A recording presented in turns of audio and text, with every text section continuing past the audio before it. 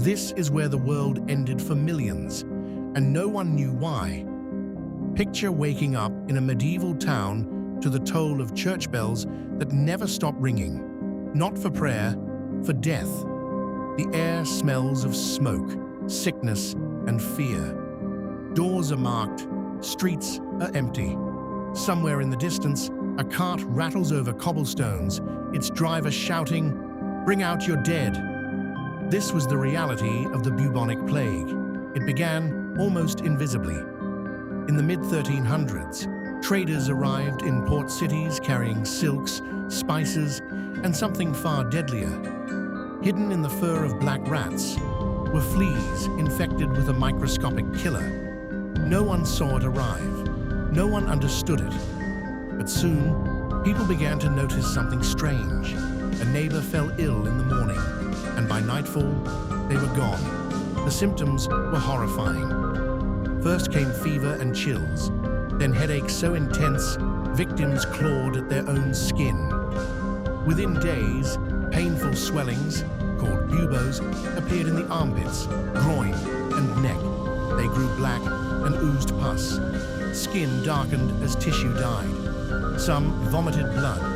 Others coughed until their lungs filled with it. Many became delirious, babbling prayers, or screaming at things no one else could see. Death could come in 3 days, sometimes less.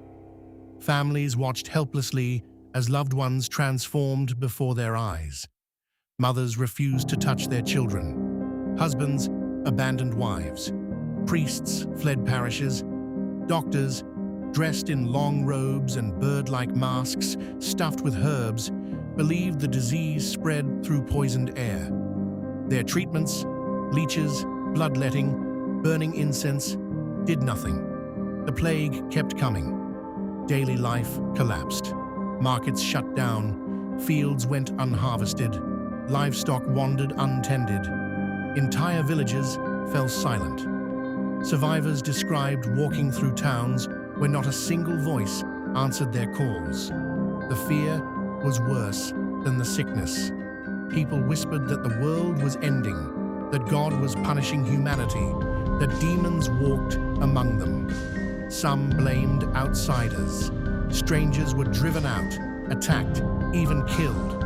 Others turned to extreme faith, marching through streets whipping themselves, begging for forgiveness. Many simply locked themselves indoors and waited, listening to coughs from the next house, wondering if they would be next. Mass graves became common. There were too many bodies for coffins. Workers dug pits and stacked corpses like firewood.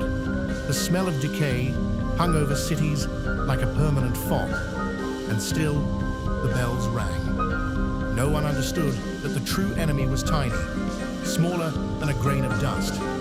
They thought it was bad air, evil spirits, or divine wrath. Knowledge of germs would not come for centuries. So they fought blindly, using charms, potions, prayers, and desperate hope.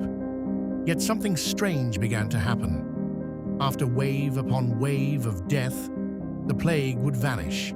Streets, once filled with carts of corpses, grew quiet.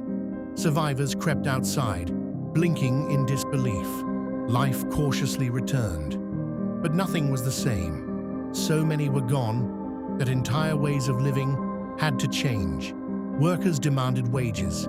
Peasants left farms. Old rules began to crumble. It was as if the world had been shaken, and something new was starting to grow from the ruins. But here's the chilling question historians still wrestle with. When the plague disappeared, did it really leave